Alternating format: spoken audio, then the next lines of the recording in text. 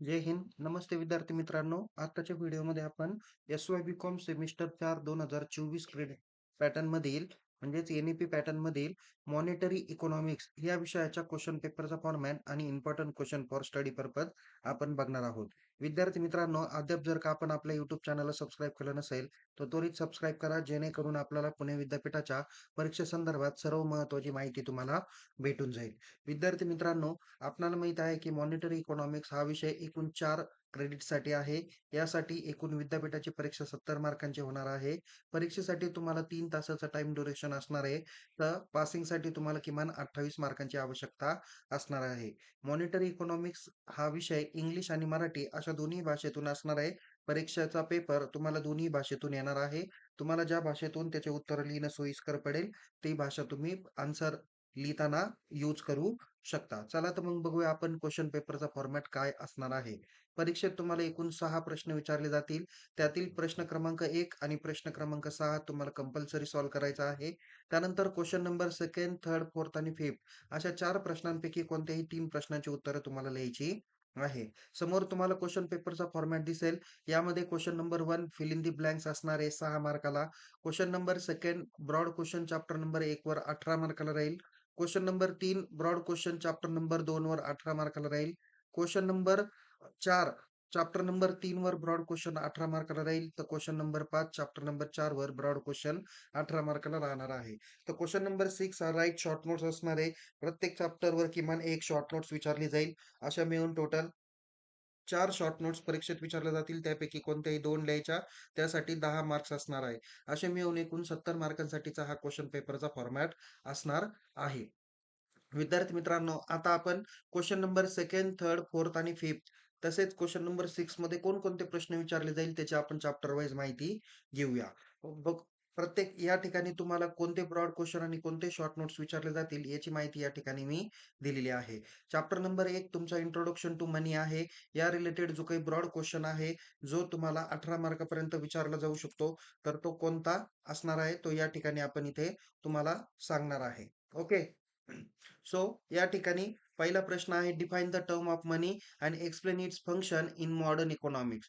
पैशाची व्याख्या सांगा किंवा पैशाची व्याख्या करून आधुनिक अर्थव्यवस्थेत पैशाची कार्य स्पष्ट करा असा प्रश्न विचारला जाऊ शकतो. नंतर आहे stress the evaluation of money from the वैदिक पिरियड टू मॉडर्न टाइम्स. म्हणजे वैदिक काळापासून आधुनिक काळापर्यंत पैशाचा विकास कशा पद्धतीने होत गेला ते थोडक्यात स्पष्ट करा. पुढचा महत्वाचा प्रश्न आहे explain the classical and Keynesian theory of demand of for मनी.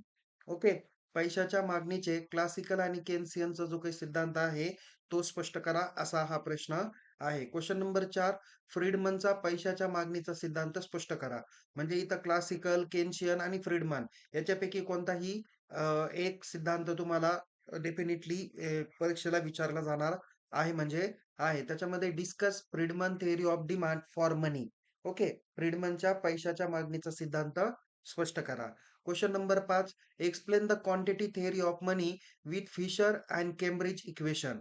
म्हणजे पैशाचा परिणाम सिद्धांत फिशर आणि कॅम्ब्रिज समीकरणाच्या साहाय्याने स्पष्ट करा असा हा प्रश्न आहे. लास्ट प्रश्न अत्यंत महत्वाचा आहे. Define value of money and explain the factors affecting it. पैशाच्या मूल्यासंबंधी संकल्पना स्पष्ट करा आणि त्यावर आधारित परिणाम करणारे जे काही घटक आहे ते थोडक्यात स्पष्ट करा असा हा प्रश्न आहे. चॅप्टर नंबर 1 वर शॉर्ट नोट्स कोणकोणत्या विचारल्या जाऊ शकतात? तर फंक्शन्स ऑफ मनी, पैशाची कार्य, इव्हॅल्युएशन ऑफ मनी, पैशाचा विकास, डिमांड फॉर मनी, पैशाची मागणी, फिशर इक्वेशन, फिशर समीकरण म्हणतात, केम्ब्रिज इक्वेशन, त्याला केम्ब्रिज समीकरण म्हणतात, व्हॅल्यू ऑफ मनी, पैशाचे मूल्य. याच्या व्यतिरिक्तही तुम्हाला demand, value of money and their factor असे पण काही प्रश्न विचारले जाऊ शकतात. किंवा हे जी काही थिअरी मी तुम्हाला ब्रॉड क्वेश्चनला दिलेली त्याच्यापैकी काही थिअरी ब्रॉड क्वेश्चनला त्याच वेळेस काही क्वेश्चन शॉर्ट नोट्सला पण विचारले जाऊ शकतात. कृपया हे अभ्यास करण्यासाठी दिलेले प्रश्न आहे याची आपण काळजी घेतली पाहिजे. याच्या व्यतिरिक्तही आपण काही ब्रॉड क्वेश्चनची तयारी करू शकता. सेकंड नंबर चॅप्टर आहे सप्लाय ऑफ मनी. यामध्ये ब्रॉड क्वेश्चन्स आहे explain the concept of near money, legal money and standard money and token money. म्हणजे निकट पैसा, कायदेशीर पैसा, प्रमाण पैसा आणि टोकन पैसा याचे स्पष्टीकरण करा. जनरली हा प्रश्न शॉर्ट नोट्सलाच विचारला जाऊ शकतो. नेक्स्ट आहे explain the process of credit creation bye commercial bank and it's limitation. अत्यंत महत्त्वाचा प्रश्न आहे.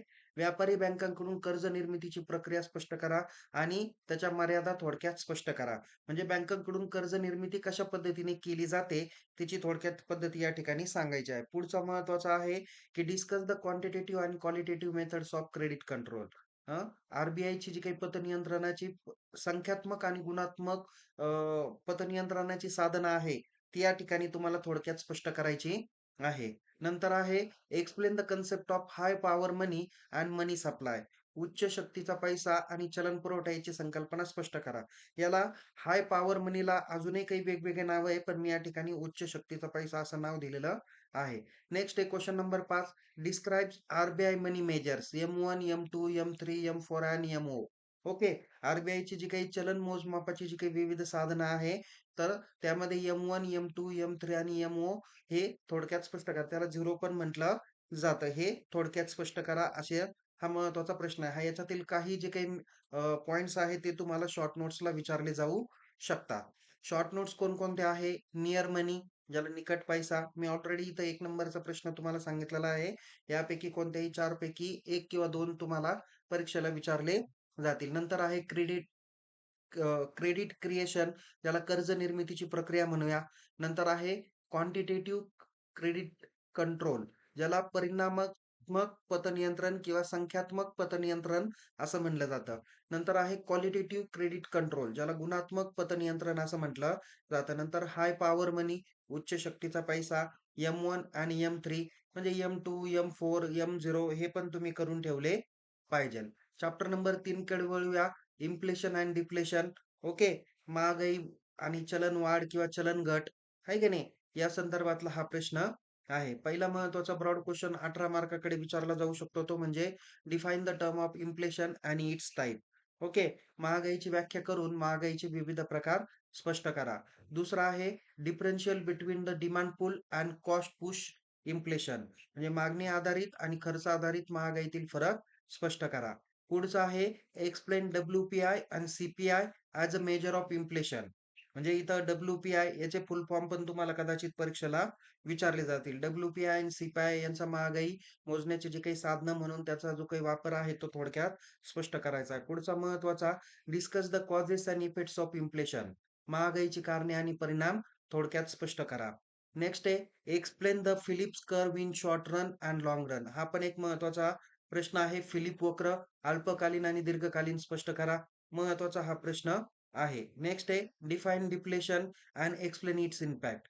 चलन घटीची व्याख्या करा आणि चलन घटीचे होणारे परिणाम स्पष्ट करा. शॉर्ट नोट्सकडे प्रश्न आहे. इन्फ्लेशन म्हणजे महागाई. डब्ल्यू-पी-आय आणि सी-पी-आय दोघांपैकी एक शॉर्ट नोट्स तुम्हाला विचारली जाईल. डिमांड पुल इन्फ्लेशन मागणी आधारित महागाई. कॉस्ट पुश इन्फ्लेशन खर्च आधारित महागाई. नंतर फिलिप कर्व हा जनरली ब्रॉड क्वेश्चनला आहे, पण तरी पण मी ते शॉर्ट नोट्सला तुम्हाला दिला आहे. नंतर डिफ्लेशन, चलन घट. नंतर पुढचा 4 नंबरचा चॅप्टर आहे मॉनिटरी पॉलिसी. मॉनिटरी पॉलिसीवर कोणकोणते ब्रॉड क्वेश्चन विचारले जाऊ शकतात? तर क्वेश्चन नंबर 1 आहे explain the objectives of micro economic policy. व्यापक धोरणाची किंवा व्यापक आर्थिक धोरणाची उद्दिष्टे स्पष्ट करा. दुसरा आहे distinction between monetary policy and fiscal policy. अत्यंत महत्त्वाचा आहे.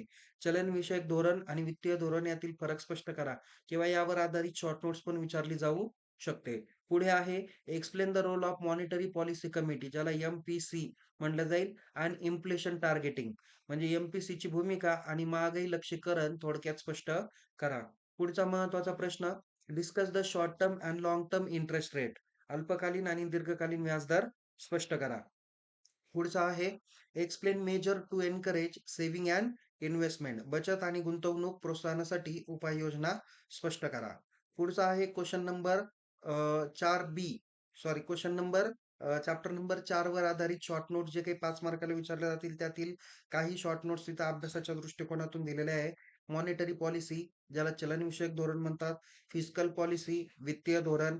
MPC ज्याला काय म्हटलं जातं? Monetary policy committee. नंतर आहे इन्फ्लेशन टार्गेटिंग महागाई लक्ष्यीकरण. इंटरेस्ट रेट व्याजदर. नंतर सेव्हिंग अँड इन्व्हेस्टमेंट बचत आणि गुंतवणूक. सो अशा पद्धतीने आपण चारही चॅप्टरचे अभ्यासाच्या दृष्टिकोनातून ब्रॉड क्वेश्चन आणि शॉर्ट नोट्स या ठिकाणी बघितलेल्या आहे. विद्यार्थी मित्रांनो, याच पद्धतीने आपण बाकीच्या विषयांचे देखील व्हिडिओ आपण बघणार आहे. अद्याप आपण जर का आपल्या पुणे विद्यापीठाच्या महत्त्वाच्या अपडेट मिळवण्यासाठी आपल्या YouTube चॅनलला सबस्क्राईब केलं नसेल, तर त्वरित सबस्क्राईब करा. तसेच परीक्षाबाबत अद्ययावत माहितीसाठी आपल्या टेलिग्राम चॅनलमध्ये सहभागी होऊ शकता. लिंक डिस्क्रिप्शन बॉक्समध्ये देण्यात आलेली आहे. पुन्हा भेटूया एका नवीन विषयासह, नवीन व्हिडिओसह. तोपर्यंत या व्हिडिओला लाईक करा, शेअर करा. अधिक माहितीसाठी आपल्या YouTube चॅनलला सबस्क्राईब करा आणि टेलिग्राम चॅनलमध्ये सहभागी व्हायला विसरू नका. तुम्हाला परीक्षेसाठी खूप खूप शुभेच्छा. Take care. जय हिंद. धन्यवाद.